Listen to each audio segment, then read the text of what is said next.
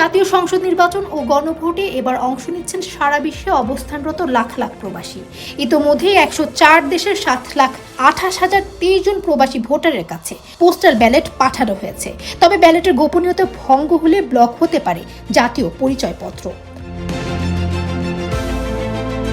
প্রবাসী ভোটার নিবন্ধন বিষয়ক out of country voting system and implementation প্রকল্পের টিম লিডার সালিম আহমদ খান জানিয়েছেন, তবে ব্যালটে গোপনীয়তা রক্ষা করা সংশ্লিষ্ট ভোটারের দায়িত্ব।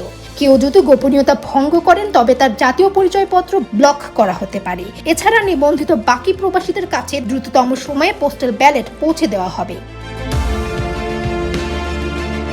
সর্বোচ্চ ব্যালট পাঠানো হয়েছে সৌদি আরবে। এখানে 2,23,943 জন প্রবাসী এরই মধ্যে পোস্টাল ব্যালট পেয়েছেন। এছাড়া মালয়েশিয়ায় 83,827 জন এবং কাতারে 74,000 প্রবাসীর কাছে ব্যালট পৌঁছেছে বলে নিশ্চিত করেছে ইসি কর্মকর্তারা।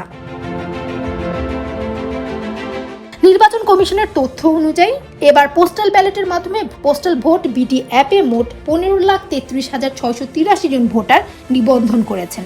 এর মধ্যে দেশের ভেতরে 7,61,141 জন এবং প্রবাসী থেকে 7,72,542 জন নিবন্ধন করেছেন।